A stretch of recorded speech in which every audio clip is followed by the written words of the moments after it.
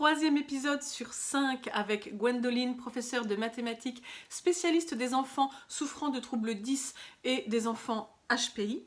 Nous avons déjà vu la différence et les points communs entre ces deux profils. Je vous renvoie à l'épisode numéro 1 si vous ne l'avez pas vu. Nous avons vu également dans l'épisode numéro 2 la méthode de Gwendoline. Nous passons à l'épisode numéro 3 dans lequel nous allons aborder un sujet important, l'outil informatique. Car beaucoup d'enfants souffrant de troubles 10 sont outillés, que ce soit à la maison, mais que ce soit aussi en classe et surtout pour les examens, mais il ne suffit pas d'être outillé sur le plan informatique, il reste encore des choses à savoir. Gwendoline nous en parle dans cet épisode. L'usage de l'outil informatique Oui. Et des logiciels, parce que c'est vrai que, bon là, je prenais l'exemple tout à fait particulier d'un enfant dyspraxique, mais comme tu me dis, tous les 10 ont du mal à passer à l'écrit. Tu vas nous en parler? Qu'est-ce que tu peux nous dire sur tout ça? Alors déjà, oui, effectivement, ce sont plutôt les enfants dyspraxiques qui vont être munis d'ordinateurs parce que pour eux, ils ont une faiblesse en motricité fine. Et donc, c'est extrêmement problématique pour eux parce qu'ils ont mal au poignet. Vraiment, ils souffrent de ça, ils ont mal au poignet, ils perdent beaucoup de temps et pour en suivre, c'est illisible. Donc, l'outil informatique, je trouve ça bien. Il faut faire des bilans, détecter. C'est des spécialistes. Et après, ce sont les ergothérapeutes qui aident. Au niveau des logiciels en mathématiques, il y en a avoir deux. Et dans chacun, on va dire, il y a des teams. Hein. Donc, on va dire, pour taper les mathématiques, il y a soit la team OpenOffice, LibreOffice ou la team Word. Alors, moi, je suis plus team OpenOffice, LibreOffice parce que j'ai appris, puisque c'est un logiciel gratuit qu'on doit utiliser à l'éducation nationale. Moi, je n'avais pas de Word à l'époque. Il fallait le payer et on m'a dit, bah non, il ne faut pas payer. Bon, OK, il en existait un autre gratuit. Donc, moi, j'ai appris. Mais je sais que sur Word, on peut aussi taper les mathématiques avec la barre Studies. Marie-Laure Besson, qui a créé le logiciel, a fait un travail de fou. Et il y a plusieurs disciplines, notamment pour la physique qui est compliquée avec les symboles, où on peut retrouver. J'ai moins l'habitude, donc moi, je préfère utiliser OpenOffice ou LibreOffice parce que je connais où sont les petits trucs et donc je vais très vite parce que ça fait très longtemps que j'utilise. Mais Word est un outil aussi performant. Donc, et après, c'est pour l'organisation. Je vois un peu tout. Alors, les ergothérapeutes, malheureusement, j'ai l'impression qu'elles ne travaillent pas avec les profs de maths et c'est vraiment dommage parce qu'elles aident, ce sont les premières à aider les enfants à taper plus vite, à leur donner des petits raccourcis clavier pour gagner du temps, donc c'est chouette, mais elles n'organisent pas bien les cours pour que ce soit efficace dans nos cours de maths. Par exemple, quand il y a un nouveau chapitre, donc le prof donne un nouveau chapitre, il va donner des exercices. À chaque fois que le prof donne un exercice, ils ouvrent un document Word. À chaque fois. Ben, je dis, mais non, reprends ton document, tu tapes les fractions, tu es sur le chapitre des fractions, bah, tu fais tous les exercices dans le même document, en fait. C'est extrêmement compliqué. Et après, pour justement, si on peut prendre l'exemple des fractions, ils les écrivent avec des slash parce qu'ils ne savent pas tous utiliser. Oui, alors du coup, nous, pour prof de maths, ce n'est pas lisible. Et si on peut revenir à la visualisation du cerveau, écrire 2/3 et 2 tiers, pour le cerveau, c'est quand même pas pareil. Parce qu'il voit en haut et en bas, alors que là, il voit horizontalement et non pas verticalement. Le foie, c'est pareil, ils font des astérix. C'est vraiment pas terrible. Je dis, mais là, ton prof, tu rends ça en contrôle, il va avoir du mal à te lire, il aura du mal à te mettre des points. Donc, alors, mais justement, ça, c'est un point qui m'intéresse, tu vois, parce que j'ai eu l'occasion, même si c'est pas du tout ma spécialité, j'ai eu l'occasion d'aider en cours de maths. Et, oui. Et effectivement, le signe multiplié sur l'outil numérique, c'est compliqué parce que quand on fait notamment aussi des équations avec la lettre X, on ne veut pas confondre le petit X de notre équation avec le signe multiplié. Et donc, ben, moi, au contraire, je pensais que l'astérisque était pas mal, mais donc, tu me dis que non, en fait. Non, parce qu'en fait, si par exemple on prend OpenOffice, LibreOffice, on fait menu, objet, insertion, équation, il y a une barre qui s'ouvre en bas, et pour taper par exemple 2 fois X, on fait 2, le fois, ça veut dire times en anglais, en même temps ils apprennent un peu d'anglais, et on met la lettre X, parce qu'en fait le X qui est sur le clavier, c'est du français, c'est pas des maths, c'est pas des fois, et 2 fois X, et en fait il va l'écrire en cursif, le X, il va vraiment faire l'arrondi.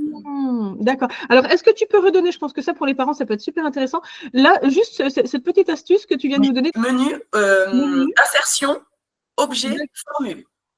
Menu, insertion, objet, formule. Et il y a même des raccourcis clavier. Je l'ai encore en tête parce que l'année dernière, je cherchais un petit moyen mnémotechnique avec une enfant 10 TSLA. parce qu'elle voulait, voilà, je lui avais appris les deux, Word ou OpenOffice, elle a préféré Open. Et pour aller plus vite, les raccourcis clavier, c'était CTRL, I, J, F. Et on avait inventé une petite phrase, Isabelle joue au foot. Et ça permettait d'ouvrir la petite barre en bas et après, on tape hein, les fractions. Si je peux donner, il faut taper over, par exemple. Si on veut taper 2 tiers, il faut taper 2, espace, over, qui est sur en anglais, OVER, 3.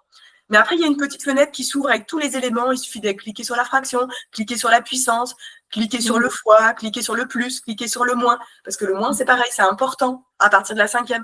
Il y a des moins, des négatifs, et il y a le moins de la soustraction, qui n'est pas du tout pareil. Donc, il faut faire attention aux symboles mathématiques. Donc, ça veut dire que là, pour les parents qui…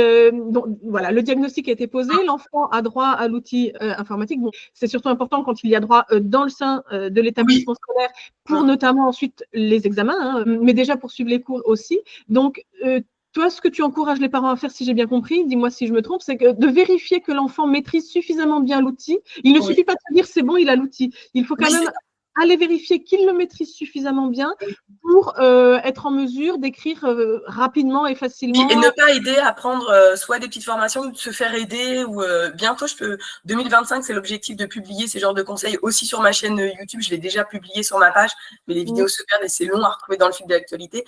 Je republierai des vidéos sur comment taper les maths parce que j'ai l'impression qu'il y a un vrai problème et les élèves, ils tapent en fait n'importe comment et ça crée de la frustration en fait avec l'enseignant pour pas grand-chose et même chez l'enfant.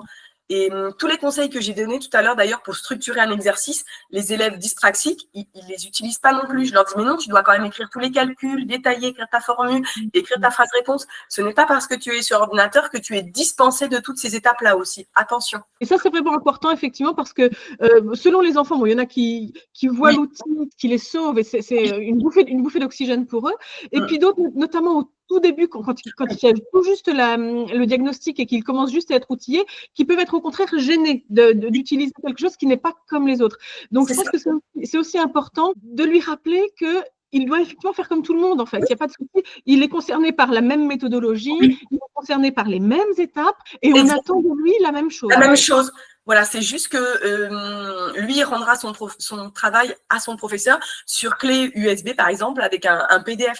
Il y en a beaucoup qui rendent en format Word ou OpenOffice, seulement en fonction du logiciel qu'utilise le prof, parce que les professeurs, il y a les deux teams, il y en a qui vont prendre Word et d'autres OpenOffice. Et du coup, ça dérègle tout. Donc, moi, j'invite vraiment les familles, les enfants à enregistrer en PDF aussi le travail, quitte à donner sous les deux formats, en format OpenOffice Word et PDF. Au moins, le devoir, l'exercice sera vraiment bien rédigé et il n'y aura pas de problème de transfert de logiciel. Et le dernier logiciel dont on a besoin, c'est un logiciel de géométrie, surtout pour les petites classes, 6e, 5e.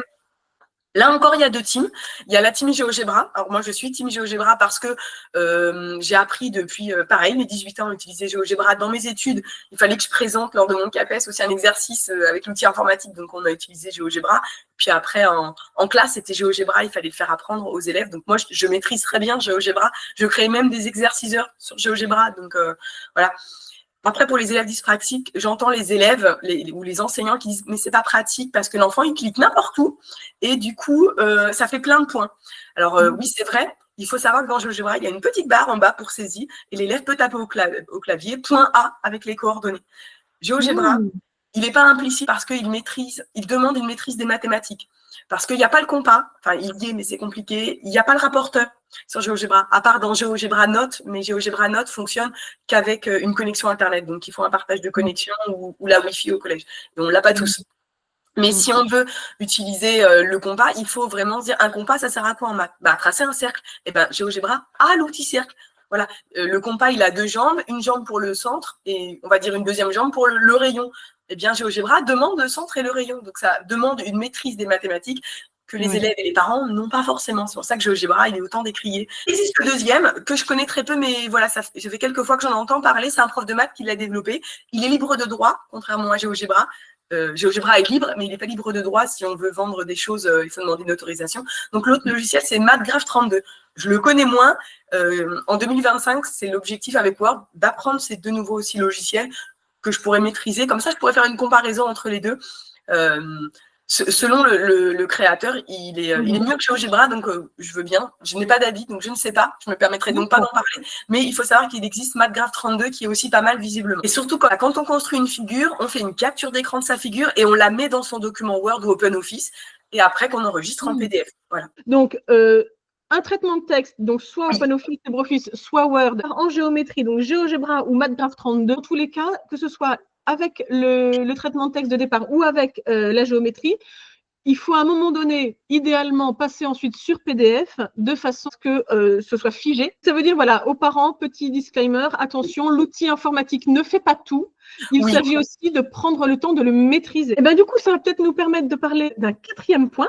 Comment ça se passe pour les mathématiques au brevet, et notamment la correction du brevet, autrement dit, ce qu'on attend un petit peu des élèves, parce que j'ai dans les parents qui me suivent beaucoup de parents d'élèves de 3e, donc les enfants sont vraiment concernés par le brevet à la fin de l'année. Est-ce que tu pourrais nous en dire un petit peu plus sur le brevet spécialement, comment s'y préparer, et puis le jour J, comment ça se passe?